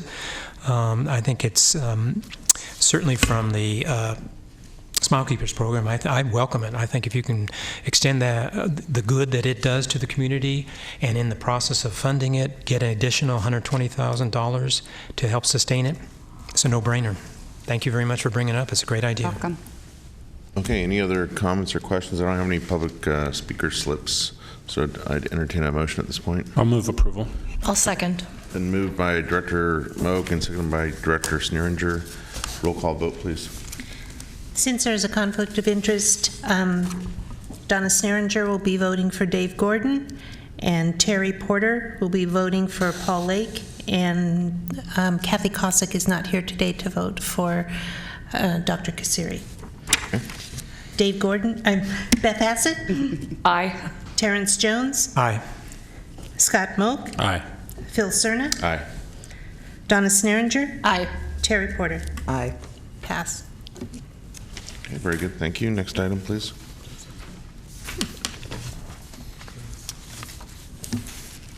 He's going to go get him. Go ahead and read next item. I'll read next item. Okay, next item is the Financial Planning Committee update. We have Beth Hassett's going to do the highlights on this because Kathy Cossack is out today. As you have heard, we reviewed the audit report, which was received with no findings, and we also recommended the approval of the MAW expansion project. In addition, we reviewed the financials through 5 months and found them to be in line with past years at this point in time. And finally, we discussed the matters that were brought up at the last commission meeting regarding the Prop 56 dollars and a proposed step down of the reductions for contractors. And our recommendation is that we hold the Prop 56 dollars that we earn up until we develop the 2021 strategic plan, which will allow for a 30% reduction as opposed to a 37% reduction in that next plan. The only caveat was that we may want to open up the 2018 strategic plan to address a possible repeal of the Affordable Care Act should that occur, and potentially spend some of those Prop 56 dollars within the plan that we're still working on. So if that happens, Julie would coordinate with the work group to bring us together and rehash the strategic plan. So we recommended maintaining the Commission's current position on the CLIF strategy as opposed to implementing a step-down plan, which might negatively affect contractors in the long run. Okay, does that conclude your report? Yep. Very good, thank you. Any questions? Okay, if not, evaluation? Thank you.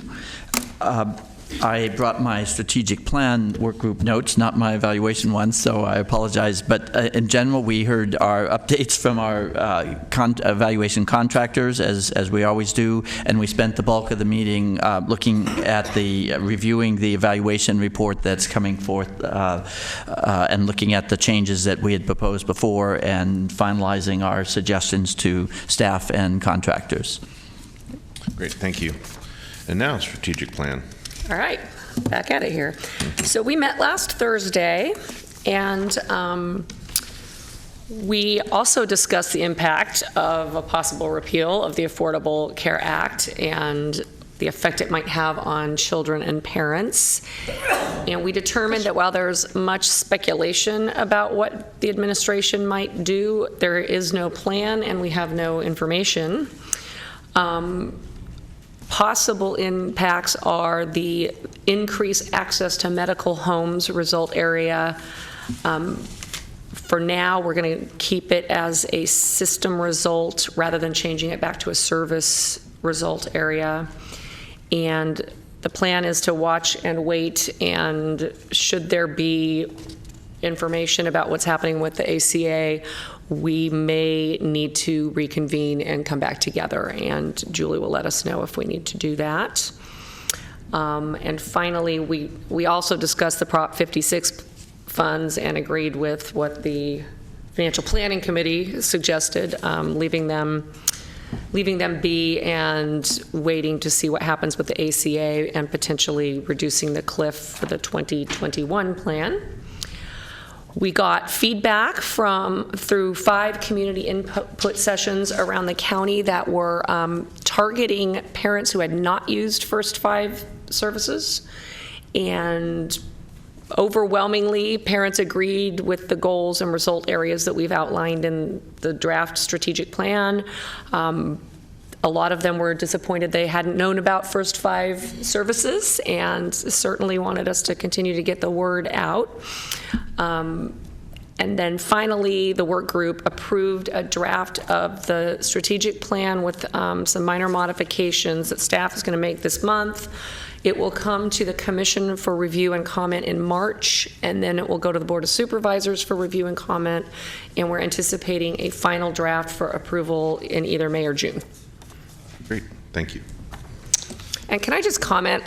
You may. It was a very good meeting. We zipped right along and got a lot done. And I want to thank Julie and her staff for all the work they do behind the scenes, just to talk to the contractors, explore different opportunities. It's very nice when it's playing out in a collaborative way rather than 8,000 comments during a work group meeting, so we actually could get the work done because everybody was so well prepared. So I really appreciate that. Thank you. Great. Okay, sustainability. We also met this past month, and you heard a lot about our activities as we debriefed on the town hall convening, what went well, how we might structure things differently next time, because we thought it was a worthwhile effort and look forward to doing it again.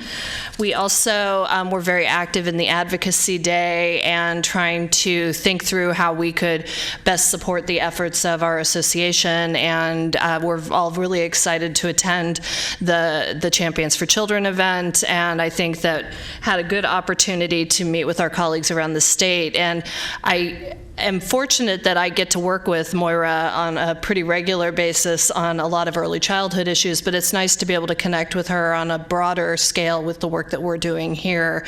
And I know she's very appreciative of the ground that we're laying to get more involved in policy efforts. Location, location, location. It's helpful to have us at the table. We started our work on our systems sustainability plan. As you all know, we are doing a sustainability plan that will be in tandem with the next strategic plan, and we are working with ASR. We identified policy result areas from the strategic plan, and we started mapping out 3 objectives: policy change, public will, and financial resources. So we're going to continue that work at our next meeting. I think they had hoped we would get through all 6 items, and we got through 3-ish, because there was very rich discussion. And I think that we had a lot of need to really think through what it would mean to do policy work on some of these areas where we have identified them as a policy goal for many years, but haven't actually taken action steps. So I think that's why it was taking the amount of time it did. And we're also, at our next meeting, going to start looking formally at legislation. Bills are being introduced as we speak, and it's our hope to be able to start to make recommendations to the Commission and look at pieces of legislation that support our strategies as well. Great. Thank you very much. Okay, last item is Commission member comments. Any commissioners to my right have anything to share before we adjourn? To my left? All right, if there's no further business before this Commission, we are adjourned.